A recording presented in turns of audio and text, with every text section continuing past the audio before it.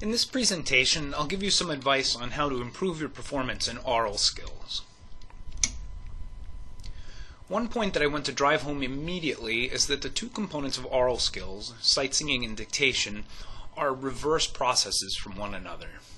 The first involves translating notation into sound, and the second involves translating sound into notation.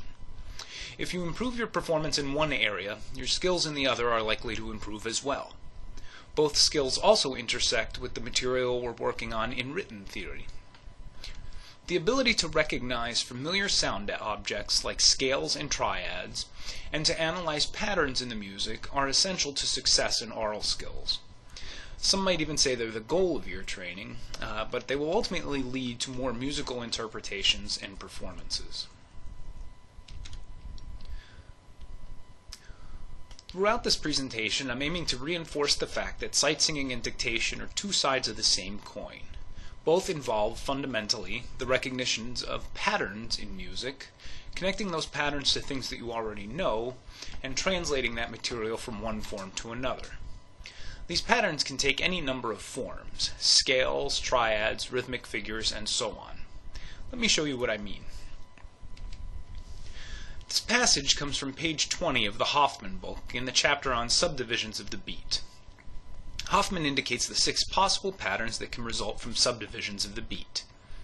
Take the time to learn these as patterns. When you see a dotted 8/16 note, your brain should automatically return with ta, mi. A rhythm like this becomes much easier if you think of it in terms of recalling patterns. If you have to take the time to figure out each division and subdivision, you're creating a lot of extra work to yourself.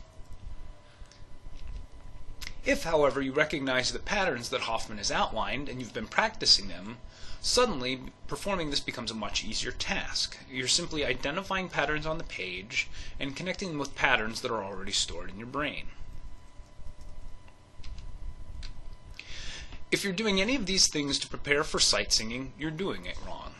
Again, you're making more work for yourself. There are analogies to dictation here, too. If you think you need to hear the melody 10 times in order to notate it, you're working too hard. Most people who have been performing and listening to music for most of their lives have some developed musical abilities and sensibilities that can be harnessed and used in the course of ear training. What follows is a series of experiments to show you what I mean. I want you to pause the video, get your Berkowitz textbook and open it to page 28.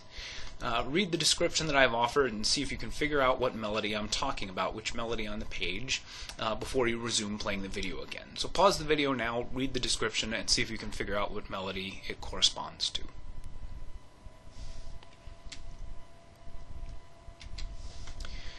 I was describing melody number 115. Take a few minutes to think about answers for questions on this slide.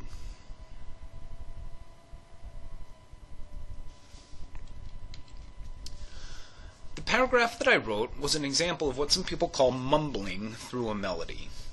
I started at the beginning looking for recognizable musical features and repetitions. For the purposes of this example, I left off clef and key signature information to make it a bit more challenging for you, but I would include that information if I were doing this for a test. Once you recognize these patterns, you should be able to connect them with patterns that you already know. Doing this and recognizing repetitions lightens your cognitive load. You don't have to think so much, and this ultimately results in a more musical performance. It gets away from the kind of note-to-note approach that many people take. I mentioned mumbling because I noticed on your midterms that many of you, given the time to practice, simply sung the melody from start to finish as many times as you could in 2 minutes. This is not a very efficient use of your time. Many of you are also caught off guard because you didn't have recourse to your instrument or a piano to prepare. Mumbling will help you with all of these things. Remember, the goal of this is to sing at sight without use of an instrument. For experiment number 2, I want you to take a minute and silently sing "Row, row, row your boat" to yourself. I want you just to imagine the sounds in your brain. Don't make any sound, and don't play it on an instrument. Pause the video here and answer the following questions about the song.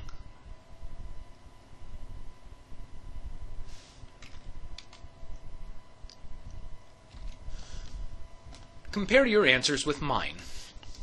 I will mention one thing. The song can be heard as either a fast triple meter, like 3/4, or a more moderate compound duple, like 6/8.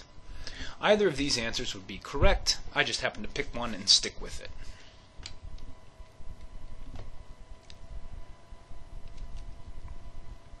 Pause the video again and take a minute to think about how you would answer these questions before proceeding.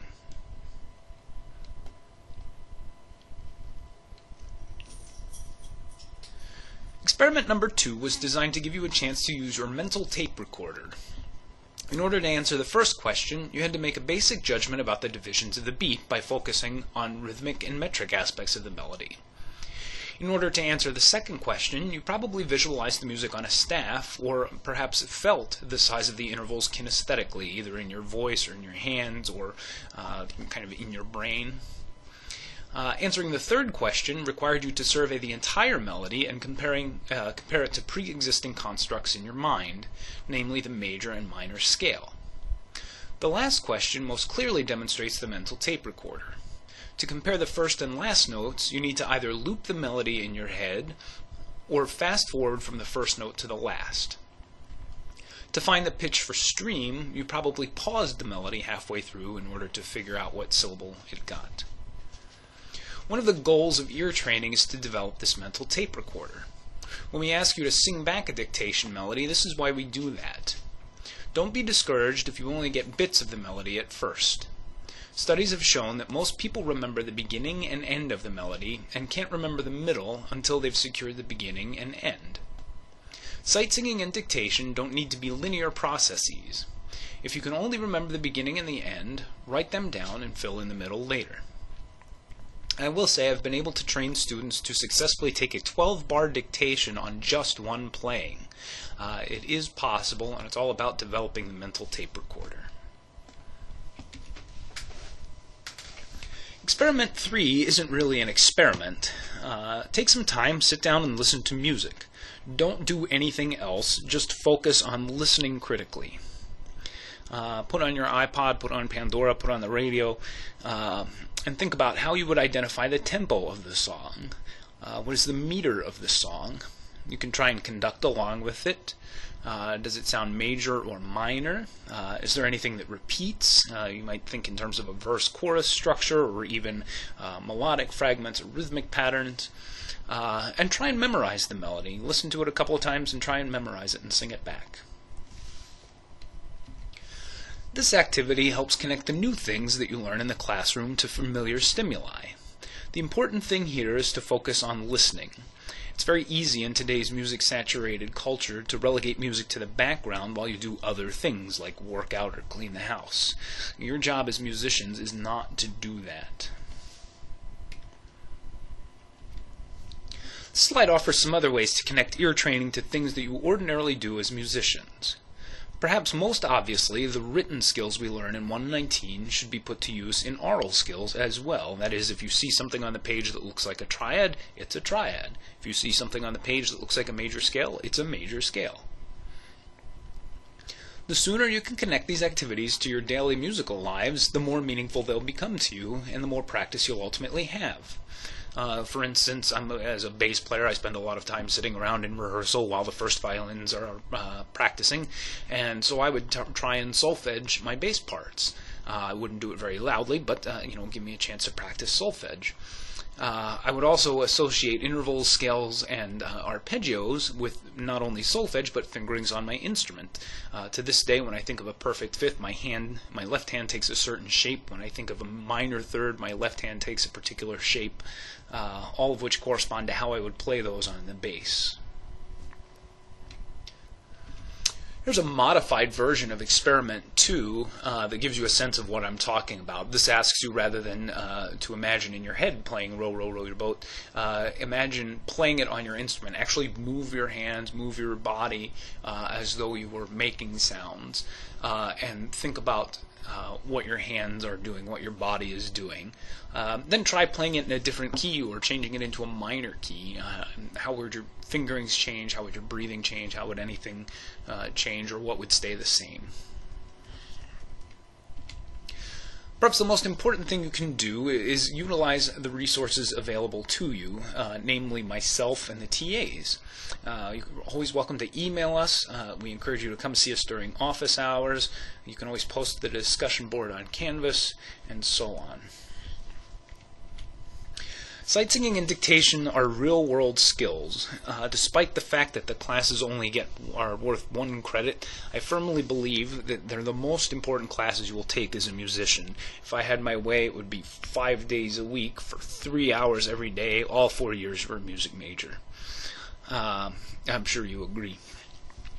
For some real-world examples of aural skills in action, I would encourage you to read the story of a holiday concert I played a few years ago, where it pretty much taxed every aural skill I had.